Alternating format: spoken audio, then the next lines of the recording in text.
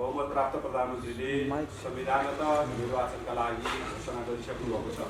वैशाख 17 र वैशाख 27 दुई चरणमा गएर निर्वाचन सङ्घीय संसदको निर्वाचन हुनेमा सरकार तयारीमा रहेको छ। निर्वाचन आयोग तयारीमा जुटिसकेको छ।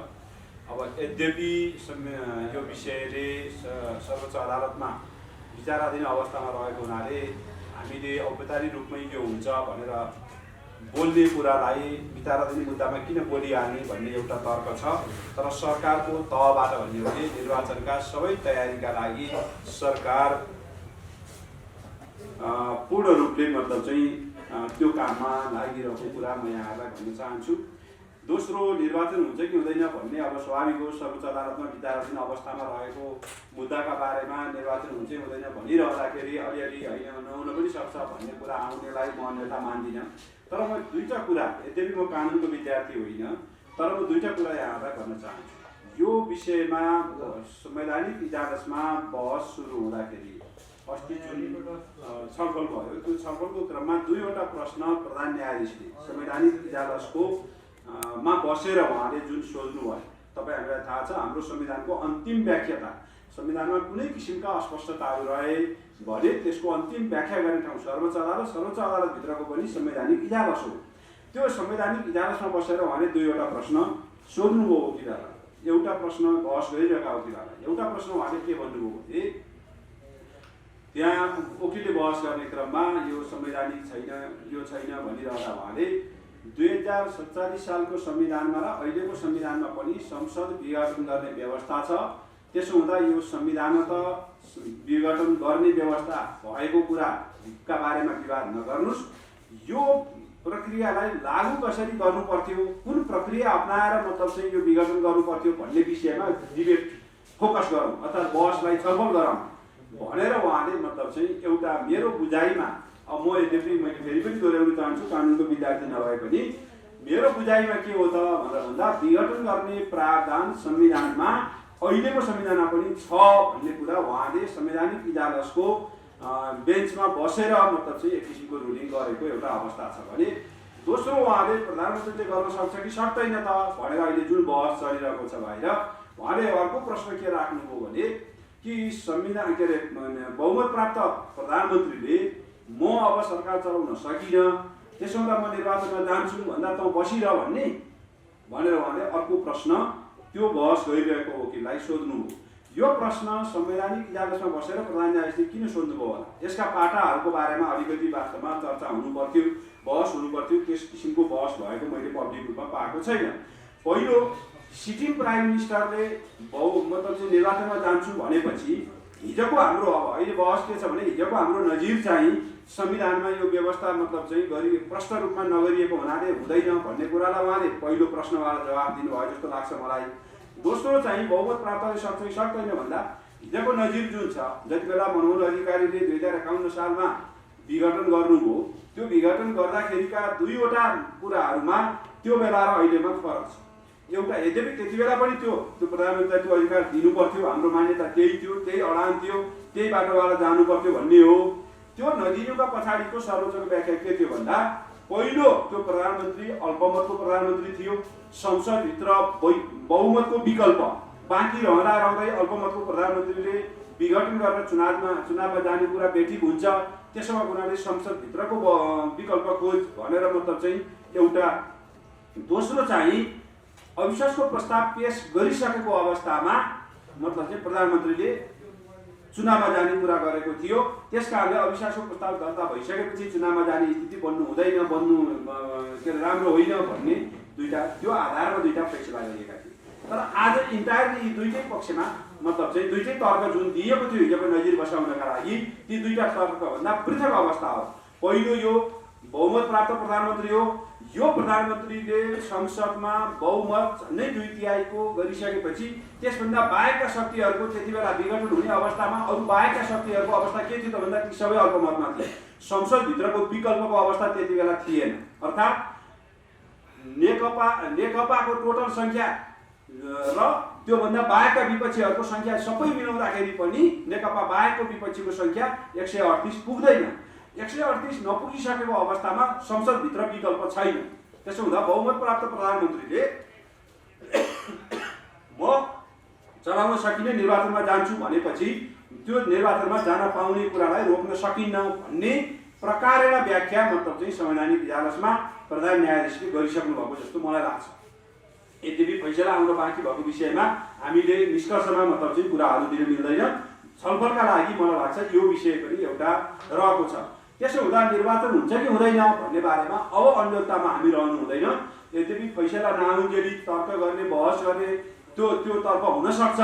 मतलब भोलि इजलासमा विचाराधीन मुद्दामा हामीले किन त्यो गर्ने भन्ने कुराहरू रहन सक्छ।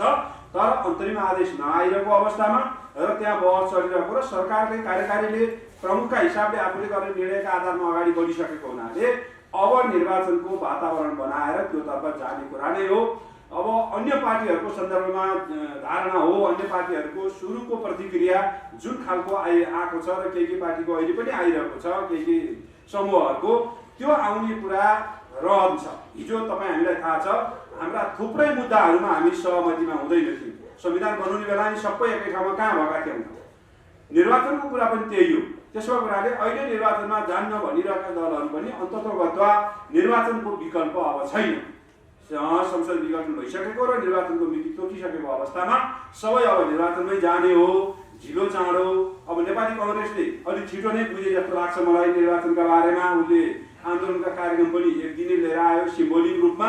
अनि त्यसपछि त्यो पनि कहाँ केन्द्रित गर्यो उसले भन्दा 165 निर्वाचन क्षेत्र जुन छन् त्यो निर्वाचन क्षेत्र केन्द्रित कार्यक्रम गर्यो। त्यो भनेको के हो भन्दा अब हामी निर्वाचनमा गयौँ, उसले न औपचारिक रूपमा नभने पनि संसदको विचाराधीन विषय हो भन्ने कुरा एकातिर आफ्नो मतलब चाहिँ औपचारिक कुराहरू ठाउँ राख्दा बाँकी अरू भित्रिक क्रियाकलाप चाहिँ उसले केमा केन्द्रित गरिसक्यो भन्दा ऊ 165 निर्वाचन क्षेत्र केन्द्रित गरेर त्यो काममा गइसक्यो।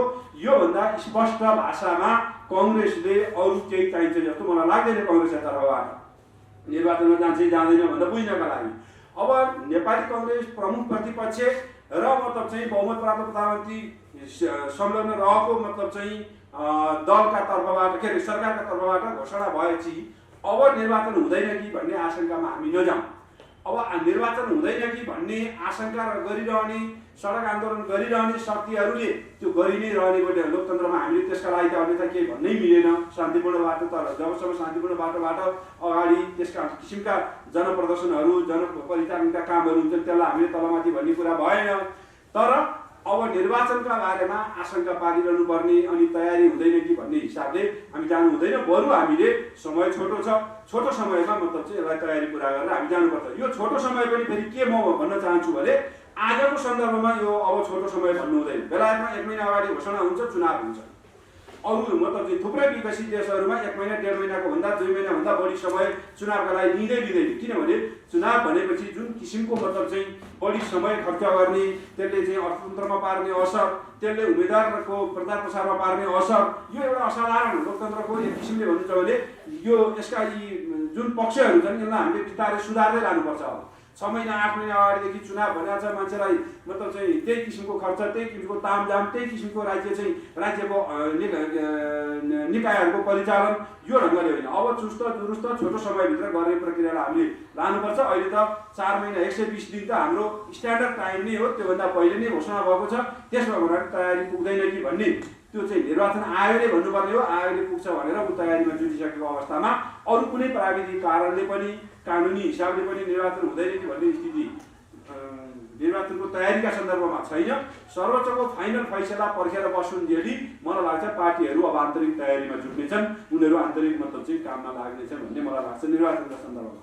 अब जहाँसम्म अहिले यो वैदेशिक मुलुकहरूको विभिन्न मतलब चाहिँ चासोहरू रहेको कुरा स्वाभाविक रूपमा हामीले हिजोदेखि नै हाम्रा वैदेशिक शक्तिहरूलाई हामी स्थायित्वको पक्षमा छौँ। राजनीतिक स्थायित्व विशेष गरी नयाँ संविधान आइसकेपछि, संविधान सभाबाट नयाँ निर्वाचन भइसकेपछि 5 वर्षका लागि अब हामी मतलब चाहिँ स्थायी सरकार प्राप्त गऱ्यौँ र यो स्थायी सरकारले 5 वर्ष पुरा गरेपछि नयाँ निर्वाचन हुन्छ, फेरि अर्को स्थायी सरकार आउँछ र हामी अब राजनीतिक स्थायित्वको बाटोबाट मुलुकको आर्थिक विकास र समृद्धिको बाटोतर्फ अगाडि गयौँ भन्ने सन्देश प्रवाह गरिरहेको अवस्थामा अचानक मतलब चाहिँ सत्तासीन पार्टीभित्रै विग्रहको अवस्था सिर्जना गरेर अनि त्यहाँभित्रबाट विग्रह गरेर अप्ठ्यारो पार्ने जुन खालको स्थिति उत्पन्न भयो त्यसले उनीहरूमा अलिकति नहुनुपर्ने किन भयो होला भन्ने कुराहरू उनीहरूलाई लागेको हुनसक्छ। त्यसका आधारमा उनीहरूले चासो राख्ने कुरालाई हामीले अन्यथा लिनु हुँदैन। दोस्रो कुरा, चिनिया कम्युनिस्ट पार्टीको टोलीको भ्रमणका विषयमा पनि विभिन्न मान्छेहरूले टिप्पणी उठाएका छन्। म तपाईहरुलाई दुईटा कुरा एकदम स्पष्ट पार्न चाहन्छु। हाम्रो आन्दोलन, नेपालको कम्युनिस्ट पार्टीको आन्दोलन, म नेपाल कम्युनिस्ट पार्टी माले भन्ने 2047 सालमा एमाले भन्नुभन्दा अगाडि नेकपा मालेदेखिको आन्दोलनको तपाईले एउटा पृष्ठभूमि हेर्नु हो भने हाम्रो आन्दोलन स्वतन्त्र रूपमा अगाडि बढेको आन्दोलन हो। हामीले कुनै मुलुकलाई धुरी नमानिकन, अर्थात् हिजो सोभियत संघ, पूर्व विघटित सोभियत संघलाई धुरी मान्ने एउटा तबका थियो, अर्को चीनलाई धुरी मानेर अगाडि बढ्ने अर्को तबका थियो। ती कुनै मतलब चाहिँ धुरीलाई पनि नमानिकन हाम्रो मुलुकको परिवेश अनुसार हाम्रा आन्दोलनलाई अगाडि बढाएर लिएर जानुपर्छ। मार्क्सवादलाई हाम्रो मतलब चाहिँ मुलुकको परिवेश अनुसार सृजनात्मक रूपले प्रयोग गरेर जानुपर्छ भन्ने मान्यतामा स्थापित भएर हामी अगाडि बढेका हौँ। त्यस कारणले हामीले जनताको बहुदलीय जनवाद अर्थात् कम्युनिस्ट पार्टी पनि बहुदलीय व्यवस्था स्वीकार्न सक्छ। कम्युनिस्ट विचारधारा बोक्नेहरूले पनि मानवाधिकार, के अरे आवधिक निर्वाचन, लोकतन्त्र, के अरे बहुदलीयता, त्यसपछि प्रेस फ्रिडम अनि विश्वव्यापी मानवाधिकारका मान्यताहरूलाई बोकेर अगाडि जान सक्छन् र जानेछन्। संविधानको सर्वोच्चतालाई मान्नेछन्, कानुनी राज्यलाई मान्नेछन् भन्ने कुरा हामीले स्थापित गर्दै आएका हौँ। यो आजको कुरा होइन। मदन भण्डारी जति बेला नेकपा माले र पछि एमालेको महासचिव बन्नुभयो, उहाँले अगाडि सारेको यो विचारलाई बोकेर आएका हामीले हिजो चिनियालाई हेरेर हाम्रो नीति बनाएका थियौँ भने, हिजो सोभियत संघहरूलाई बनाएर हाम्रो नीति बनाएका थियौँ भने हामीले बहुदलीयता स्वीकार्नै सक्दैनथ्यौँ। हामीले जनताको बहुदलीय जनवादी कार्यक्रम अगाडि लानै सक्दैनथ्यौँ। त्यस कारणले हामी स्वतन्त्र हिसाबले हाम्रो मुलुकको परिवेश अनुसार, जनताको चेतना अनुसार, हाम्रो मुलुकको आर्थिक, भौगोलिक, सामाजिक अवस्था अनुसार हाम्रो मतलब चाहिँ मार्क्सवादी विचार र दृष्टिकोणलाई नेपाली भूभागमा सृजनात्मक हिसाबले लागू गर्नुपर्छ भन्ने मान्यता बोकेर आएको पार्टीले अहिले हामीले लिने निर्णयमा अरू कसले के भन्छ भन्ने कुराको हामीसित हामी सबैसित राम्रो सम्बन्ध राख्न चाहन्छौँ। चिनिया कम्युनिस्ट पार्टीसित पनि राम्रो सम्बन्ध राख्न चाहन्छौँ, भारतीयहरूसित पनि राम्रो सम्बन्ध चाहन्छौँ, Japanese, Korean, American, Bangladeshi, Sri Lankan सबैसित हामी राम्रो सम्बन्ध राख्न चाहन्छौँ। त्यो सम्बन्ध हाम्रो एउटा पाटो हो, तर हामीले हाम्रा आन्तरिक मामलामा लिने फैसलाहरू त्यो हाम्रो अर्को पाटो हो। जुन कुरा हामी हाम्रो आन्तरिक मामलामा लिने फैसलामा अरूका कुरा सुन्छौँ हामी, तर निर्णय लिँदा हामी स्वतन्त्र हिसाबले लिन्छौँ। त्यसो भएको हुनाले उहाँहरू आउनुभयो, उहाँहरूले यहाँको अवस्थाको बारेमा बुझ्न चाहनुभयो, सबैलाई भेटघाट गरेर अवस्था बुझ्नु भएको छ, त्यसपछि उहाँहरू फर्केर जानुभयो। त्यसो हुँदा तपाईँहरूले यसलाई अरू हिसाबले बुझ्नुपर्ने, या मतलब चाहिँ नेपाली जनमानसले, म तपाईँहरूको मिडिया मार्फत पनि भन्न चाहन्छु, अरू हिसाबले बुझ्नुपर्ने र अर्कोतर्फ मतलब चाहिँ यसलाई व्याख्या गर्नुपर्ने कुनै आवश्यकता छैन र त्यस हिसाबले हामी नजाउँ भन्ने कुरा म राख्न चाहन्छु। मलाई लाग्छ मैले मेरा विषयहरू यति नै राखेको छु। होइन, यस्तो हुन्छ, उहाँहरूको भ्रमणको अवस्था एउटा स्थिति असामान्यतर्फ जान लाग्दाखेरिको चासो राख्ने कुरालाई हामीले अन्यथा मान्नुपर्ने कुनै कारण छैन। मेरो विचारमा उहाँहरूले आएर निर्णय दिएर यो गर भनेर अनि यहाँकाले कुरुकुरु त्यो निर्णय मान्दा पो त्यो हस्तक्षेप हो, त्यो बेठिक हो, त्यो गर्नु हुँदैन, त्यसको पक्षमा रहनु हुँदैन। त कसैले अब नजिकको मतलब भारतीय पक्षबाट, चिनिया पक्षबाट, अरू मैत्री मित्र राष्ट्रहरूबाट अहिले के हुन लाग्यो, एउटा स्थायित्व बोकेर अगाडि बढिरहेको मुलुकमा अहिले तपाईँले अचानक मतलब चाहिँ निर्वाचनमा जाने भन्नुभयो, यसले त अस्थिरता अथवा अन्यतातर्फ लान्छ कि भनेर बुझ्नका लागि गरिने कुरालाई अन्यथा रूपमा बुझ्नुपर्ने, अन्यथा रूपमा व्याख्या गर्नु पर्दैन। यो सामान्य किसिमको प्रक्रिया हो, यो हुँदै पनि आएको हो, हिजो पनि हुन्थ्यो, अहिले पनि भइरहेको छ। तर ती कुराहरूले हाम्रा आन्तरिक मामलामा हामीले लिएका अडानहरू, हामीले लिइरहेका मान्यताहरू, हामीले मतलब जान खोजेको बाटोको बारेमा उनीहरूले हस्तक्षेप गर्ने कुरा चाहिँ हामीलाई सही हुँदैन। हामीले त्यो हिजो पनि मानेका छैनौँ, हिजो हामीले थुप्रै नीतिहरू बनाउँदाखेरि थुप्रै अडानहरू राख्दाखेरि मानेका छैनौँ र त्यही कुरा आज पनि मानिँदैन, भोलि पनि मान्नु हुँदैन भन्ने कुरा म राख्न चाहन्छु। केही छै पत्रकार साथी भन्नुहोस्। अब भनेपछि जस्तो अहिले के आएको भन्दाखेरि संसद पुनर्स्थापनालाई प्रधानमन्त्रीलाई दबाब आएको त्यो सम्भव छ? मैले अघि नै पुनर्स्थापनाको लामो व्याख्या गरेँ, तपाईँ बाहिर जानुभयो, सम्भव छैन। अब पुनर्स्थापनातर्फ जाने कुरा होइन, निर्वाचनतर्फ जानुपर्छ। यो अन्यलता र यो अस्थिरतातर्फ जान खोजेको जुन एउटा स्थिति थियो त्यसलाई जनता सार्वभौम सत्ता सम्पन्न जनता छन्, अन्तिम जनताको फैसलाले सबैले मान्नुपर्ने कुरा हो लोकतन्त्रमा। त्यसो हुँदा प्रधानमन्त्रीले अन्तिम मतलब चाहिँ फैसला गर्ने अधिकार जनतामा रहेको कुरा, सार्वभौम सत्ता जनतामा रहेको कुरा। यहाँ मैले कतिपय साथीहरूले सार्वभौम सत्ता राष्ट्रपतिमा आएको हो, प्रधानमन्त्रीमा आएको हो भनेर एक किसिमले व्यङ्ग्यात्मक हो या सिरियसली के हो कुराहरू उठाइरहेको भन्न पाउँछु।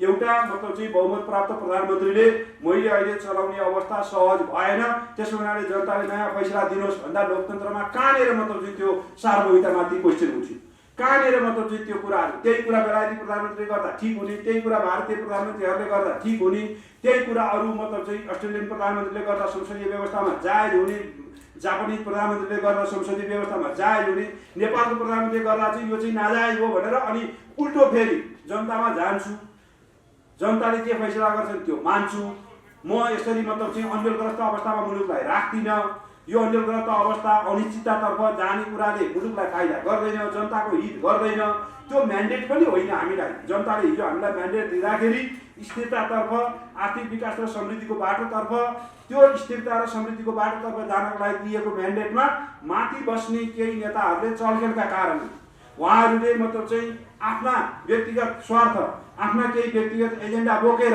त्यसका माध्यमबाट यसलाई अस्थिरतातर्फ लान खोज्ने, यहाँ हलचल पैदा गर्न खोज्ने यी खालका प्रवृत्तिहरू भए। यो प्रवृत्तिहरूको अब फैसला गर्ने ठाउँ चाहिँ हामीले माथि बसेर कोसिस गरौँ, सकिएन, माथिबाट कोसिस गर्दा नसकेपछि अब फेरि जनतामै जानुपर्छ। लोकतन्त्रको योभन्दा सुन्दर पक्ष, योभन्दा लोकतन्त्रलाई बलियो बनाउने, योभन्दा लोकतन्त्रलाई म्याच्युरिटीतर्फ लिएर जाने कुरा अरू के हुनसक्छ। मै पदमा बसिरहन्छु, म छोड्दिनँ, जे भए पनि म गर्छु भनेर प्रधानमन्त्रीले भन्या भएको, प्रधानमन्त्री अथोरिटारियन भयो, प्रधानमन्त्रीले चाहिँ पदलोलुपता देखायो, प्रधानमन्त्री चाहिँ के अरे बेठी गर्यो भन्ने कुरा हुन्छ। प्रधानमन्त्रीले त यो अनिश्चितता र अनिश्चितता र यो मतलब चाहिँ उसको जनताले दिएको म्यान्डेटभन्दा विपरीतको अवस्था हो, जनतामा फेरि फैसला गर्न जाउँ भनेर भन्ने कुरा। योभन्दा इजरायलमा तपाईँहरूलाई थाहा छ अहिले 2 वर्षको बिचमा 4औं निर्वाचन हुन गइरहेको छ। मार्चमा 2 वर्ष पुग्दैछ, 4वटा निर्वाचन। त्यसो हुँदा लोकतान्त्रिक व्यवस्थामा गरिने कुरा के हो त भन्दा माथि केही नेताहरू आफ्नो स्वार्थ अनुसार जनतालाई दिएको म्यान्डेटलाई दुरुपयोग गर्न खोज्ने कोसिस भयो भने अन्तिममा जनतालाई फैसला गर्न दिनुपर्छ। जनताले जसलाई जायज ठान्छन् त्यही रहने हो, जनताले जायज नठान्ने व्यक्ति सत्तामा बस्नु हुँदैन भन्ने मान्यता हो। लोकतन्त्रको यो अत्यन्त आधारभूत मान्यता हो। यो मान्यता तपाईँले संविधानमा कसरी लेख्नु भएको छ, संविधानमा कहिले काहीँ लेख्नु भएको छ कि छैन, कानुनमा तपाईँले उल्लेख गर्नुभएको छ कि छैन भन्ने कुरासित व्याख्या गर्दैन। केही कुराहरू युनिभर्सल मान्यताका कुरा हुन्छ, विश्वव्यापी मान्यतामा आधारित कुराहरू हुन्छ। त्यो विश्वव्यापी अभ्यासले पनि ती कुराहरू हामीले अप्नाइरहेका हुन्छौँ। उदाहरणको लागि बेलायतमा लिखित संविधानै छैन, लिखित संविधान छैन, संविधानले लेखेका छैन यो कसरी गर्ने भनेर उनीहरू पर्खेर बस्दैनन्। उनीहरूले आफ्नो परम्परा हेर्छन् अनि अभ्यास आफूले के अप्नाउँदै आइएको छ त्यो अभ्यासका आधारमा जनता र मतलब चाहिँ राष्ट्रलाई अनि लोकतन्त्रको आधारभूत मूल्य र मान्यताभन्दा पृथक नहुने गरी त्यो काम हुन्छ भने उनीहरूले त्यो कुराहरू अगाडि जान दिन्छन्। अनि त्यही कुरा यहाँको सन्दर्भमा चाहिँ अर्को व्याख्या हुन्छ। अनि म त अचम्म के लागिरहेको छु भने लोकतन्त्रवादी भनिने, प्रजातन्त्रका लागि सबैभन्दा बढी हामी हौँ भनेर दाबी गर्ने साथीहरू, विभिन्न सेक्टरका साथीहरू सबैभन्दा बढी यो चाहिँ अहिले लोकतान्त्रिक विधि अप्नाएर जनतामा जाने कुराको विरोध गरिरहनु भएको छ, अथवा उहाँहरूले चाहिँ मतलब यसलाई आलोचना गरिरहनु भएको छ। यसमा अचम्म लाग्छ मलाई कि लोकतान्त्रिक व्यवस्थामा जनताको फैसला सुन्छु म, जनतामा जान्छु भन्ने प्रधानमन्त्रीलाई त तानाशाही भइस्, त के अरे एकाधिकारवादी भइस्, तैँले चाहिँ मतलब सत्तामा यस्तो गर्न खोजिस् भनेर आरोप लगाउने कुरा के इतिहासले यो कुरा सही ठहर्दा भोलि सही ठहर्छ? संविधानमा पनि हामीले संविधानमा छैन छ भन्ने कुराको त अन्तिम फैसला गर्ने संवैधानिक इजलास छ त। इजलासमा बसेर प्रधान न्यायाधीशले बहस सुरु गरिसकेका छन्। त्यही हो हाम्रो संविधानभित्रका अस्पष्टताहरू अन्तिम फैसला गर्ने ठाउँ त्यही संवैधानिक इजलास हो। अरू कसैले व्यक्तिले मैले भनेर नि हुँदैन, प्रधानमन्त्रीले भनेर नि हुँदैन, अरू कुनै वरिष्ठ वकिलले भनेर पनि हुँदैन। त्यो फैसला गर्ने ठाउँ संविधानमै हामीले व्यवस्था गरेका छौँ, सर्वोच्च अदालत हो। सर्वोच्च अदालतले फैसला गर्नका लागि छलफल सुरु गरेको छ, त्यसलाई कि त पर्खिन दिउँ, त्यो पनि पर्खिन नदिने। अनि प्रधानमन्त्रीले गरेका कुरा बेठिक छ, अझ हुँदा हुँदा अदालतलाई समेत प्रभावित गर्ने गरी विभिन्न किसिमका मतलब चाहिँ गतिविधिहरू, लेखहरू, अभिव्यक्तिहरू जुन ढङ्गले आइरहेको छ यो स्वस्थ होइन। म के भन्छु भने स्वस्थ तरिकाबाट मतलब चाहिँ हामीले अगाडि गयौँ भने लोकतन्त्रले म्याच्युरिटी पनि गेन गर्छ, हाम्रै अभ्यासहरूबाट हामीले फेरि समृद्ध पनि हुँदै जान्छौँ र त्यो बाटोतर्फ हामी अगाडि जाने एउटा स्थिति बनेको छ। यसको पक्षमा हामीले जानुपर्छ। ठिक हो, 1.5 वर्ष पछाडि हुने चुनाव 1.5 वर्ष अगाडि हुनेको, 5औं वर्षमा त हामीले चुनाव गर्नै पर्थ्यो, हामीसित कुनै विकल्प थिएन। त्यो ठिक 1 वर्ष 6 महिना अगाडि हुन पर्यो। त्यो 1 वर्ष 6 महिना अगाडि र पछाडिका कुरालाई लिएर अनि लोकतन्त्रको आधारभूत मान्यता, लोकतान्त्रिक अभ्यास, लोकतान्त्रिक विश्वव्यापी मान्यताका आधारभूत अभ्यासमाथि प्रश्न उठाउने काम हामी नगरौँ। किनभने हामी त्यही व्यवस्था ठिक हो हाम्रा मुलुकका लागि, यही व्यवस्थाले नै हामीले समृद्धिको बाटोमा जान सक्छौँ, जनताका परिवर्तनका आकाङ्क्षा पुरा गर्न सक्छौँ भनेर हिँडेका मान्छेहरू हौँ हामी। त्यसो हुनाले त्यो बाटोतर्फ जाने भनेर हिँडेका हामी यी खालका मान्छेहरूले अर्को दायाँ बायाँ गरेर अनि यता चलखेल भएका कुरालाई चाहिँ ठिक हो भन्ने जस्टिफाई गर्यौँ भने क्षणिक रूपमा त अहिले त्यो प्रधानमन्त्रीको विरोध गरे जस्तो होला, प्रधानमन्त्रीप्रति चित्त नबुझ्दा आफूले मतलब चाहिँ मैले तुष्टि मेटी भन्ने कुरा आउँदा, तर दीर्घकालिक रूपले यस्ता कुराहरूले उहाँहरूले जे मान्यता बोकिरहनु भएको छ, लोकतान्त्रिक मान्यता, डेमोक्रेटिक मान्यता, विश्वव्यापी रूपमा म एउटा डेमोक्रेसीको पक्षमा छु भन्ने मान्यतामा भोलि फेरि त्यसै गरी उभिएर त्यसै गरी बहस गर्नका लागि चाहिँ अप्ठ्यारो पर्न सक्छ। यसतर्फ सबैले ध्यान दिनुपर्छ भन्ने मलाई लाग्छ। यति भन्दै म बिदा हुन चाहन्छु। अब यो काम चलाउ सरकार सबैले भनेका छन् प्रधानमन्त्री कुनै काम गर्न पाउनुहुन्न, नियुक्ति गर्न पाउनु, राष्ट्रिय परियोजना परियोजनामा चाहिँ अगाडि बढ्न पाउनुहुन्न भन्नुभएको छ। संविधानमा जे व्यवस्था छ त्योभन्दा दायाँ बायाँ यो सरकारले कुनै कुरा गर्दैन। संविधान र कानुनले तोकेको छ। अहिले यो सरकार चुनाव घोषणा भइसकेपछि यसको के अवस्था हुन्छ भन्ने बारेमा संविधानमा उल्लेख छ। त्योभन्दा दायाँ बायाँ केही पनि छैन। संविधानले भन्दा बाहिर जाने अधिकार प्रधानमन्त्रीलाई पनि छैन, सरकारलाई पनि। सरकार त्यही अनुसार चलेको छ, त्यसै अनुसार अगाडि बढ्छ, उसले त्यस अनुसारको क्रियाकलाप गर्छ। पार्टी फुटको अवस्थामा गइसक्दा पनि नि प्रधानमन्त्रीले यसलाई चाहिँ रोक्ने पहल गरेको देखिँदैन नि पछिल्लो समय। पार्टी फुटको समयमा रोक्ने पहल गरेन भनेर तपाईँले भनिरहँदा म तपाईँलाई एउटा अनुरोध गर्न चाहन्छु। सिटिङ प्रधानमन्त्री अर्को अध्यक्षको घरमा गएर पार्टीलाई एक बनाएर लैजाउँ। यसमा तपाईँहरूले जे तथाकथित आरोप पत्र भनेर ल्याउनु भएको छ त्यसलाई फिर्ता गरिदिनुहोस्। मलाई प्रधानमन्त्री तपाईँले साँच्चै नै मन नपरा भए ठिक छ, ल म चाहिँ छोडिदिन्छु। वामदेवलाई निर्वाचित गराएर लिएर यहीँ आउनुभएको छ। वामदेव गौतमलाई मतलब चाहिँ निर्वाचित गराउन उहाँलाई प्रधानमन्त्री बनाऊँ, म छोडिदिन्छु। तर यो विग्रहको बाटोमा नजाउँ भनेर अनुनय विनय गरे, त्यही होइन? त्यहाँभन्दा प्रयास के गर्नु पर्यो त्योभन्दा पर्दैन। अनि उहाँहरू यतातिर प्रधानमन्त्री इङ्गेज गराउने, छलफल गर्ने हामी गरिरहेका छौँ भन्ने भित्रभित्र अविश्वासको प्रस्ताव तयार गरेर राष्ट्रपति कहाँ पुग्ने, विशेष अधिवेशनका लागि महाभियोग राष्ट्रपतिलाई लगाउने तयारी गरिरहने खेलमा उहाँहरू लागिरहनु भएको थियो। त्यसो हुँदा यसलाई मतलब चाहिँ त्यस हिसाबले बुझौँ। जे भइरहेको छ त्यो घटनालाई तथ्यगत हिसाबले हामीले बुझ्यौँ। हामीले चाहिँ त्यो हिसाबले भइरहेका घटनाक्रम 1 वर्षदेखिको घटनाक्रम तपाईँले चाहिँ अलिकति हेर्नुभयो भने त्यो कुरा पाउनुहुन्छ त्यसको जवाब। हिजो देशमा राजनीतिक अस्थिरता हुँदाखेरि भारतीयहरूको एकदमै छलफल हुनुपर्थ्यो। त्यसलाई हामीले भारतीय हस्तक्षेप मुर्दाबाद, भारतीय हस्तक्षेप बन्द गर्नु भन्दैनौँ। अहिले चिनिया हस्तक्षेप अत्याधिक बढेको छ, खास गरी नेकपा पार्टीभित्र। यसलाई हामीले हस्तक्षेप भन्ने कि नभन्ने? मैले तपाईँ ढिला आउनुभयो जस्तो छ। मैले धेरै भनिसकेँ यस विषयमा। हामीले गर्ने निर्णय प्रक्रियामा, हाम्रा आन्तरिक मामलाका निर्णय प्रक्रियामा कुनै मुलुकको हस्तक्षेपलाई पनि हामी स्वीकार्दैनौँ। ती हाम्रा आन्तरिक मामला हुन्, त्यसभित्र हामीले कुनै किसिमको पनि हस्तक्षेपलाई हामी स्वीकार्दैनौँ। तर भेटघाट हुने कुरा, भ्रमण गर्ने कुरा, कुराकानी गर्ने कुरा, त्यो सबैसित हामीले गरिरहेका छौँ, गरिरहन्छौँ र त्यो हुन्छ। मूल कुरा के हो भने यहाँको नेतृत्वले आफूले गर्ने निर्णयका मामलामा कहीँ कतैबाट प्रभावित हुनुभयो। त्यो प्रभावित भएको कुरा, त्यो मतलब चाहिँ निर्णय प्रक्रियामा उनीहरूले हस्तक्षेप गरेका कुरा आयो भने जसले गरे पनि त्यसको विरोध गर्नुपर्छ। त्यसलाई फलानाले गरेको चाहिँ ठिक, अर्कोले गरे बेठिक भन्ने हुँदैन। त्यसमा कुनै किसिमको हुँदैन। यो जुन उपविदेश मन्त्रीको भ्रमण भएको छ नि, त्यसलाई चाहिँ नेपालीले कसरी बुझ्ने? उपविदेश मन्त्री आए, उनले यहाँको अवस्था जे मतलब चाहिँ स्थिर सरकार बनाएको, सरकार अगाडि बढिरहेको, पार्टीहरूले काम गरिरहेको भन्ने बुझेको ठाउँमा नयाँ डेभलपमेन्टको अवस्था के रह्यो भन्ने बारेमा उनले बुझ्न आए। उनले विभिन्न मान्छेहरूलाई भेटे, सबै राजनीतिक शक्तिका नेताहरूलाई भेटेर उनले जे रिपोर्ट लिएर जानु उनी गए। उनी यहाँ रहेर यहाँ कुनै निर्णयमा प्रभावित खोजेको थियो भने त्यो बेठिक हुन्थ्यो। उनले कुनै निर्णय प्रक्रियामा जे हामीले बाटो निर्णय घोषणा गरेर अगाडि बढिरहेका थियौँ त्यसमा तलमाथि हुने भएको थियो भने त्यो हामीलाई बेठिक हुन्थ्यो। त्यो हस्तक्षेप हो, त्यसका बारेमा हामी विरोध गर्थ्यौँ। तर छिमेकी मुलुकले, मित्र राष्ट्रहरूले के भइरहेको छ भनेर जता बुझ्नका लागि आउने वा उनीहरूले बुझ्नका लागि भेटघाट गर्ने कुरालाई अन्यथा मानिँदैन, कहीँ पनि मानिँदैन। यहाँ पनि त्यो कुरा नेपाली के भन्यो भने केपी शर्मा गणतन्त्र विरोधी हो, संहिता विरोधी हो, उहाँले कुनै पनि भूमिका खेल्नु भएको छ देशको परिवर्तनमा। केपी शर्मा ओली भनेको लोकतन्त्र विरोधी नेता पनि जस्टिफाई गर्छ। अब म माधव कुमार नेपाल पूर्व प्रधानमन्त्री, यो म जुन पार्टीबाट यहाँ आइपुगेको छु त्यो पार्टीको 15 वर्ष नेतृत्व लिएर प्रमुख नेता बनेर बसेको व्यक्तिका बारेमा उहाँ जुन स्तरमा उत्रिएर अहिले टिका टिप्पणी गरिरहनु भएको छ मिडियामा आएर, मैले तपाईँहरूसित माफ माग्नुपर्छ, म त्यो स्तरमा उत्रिएर टिप्पणी गर्न सक्दिनँ।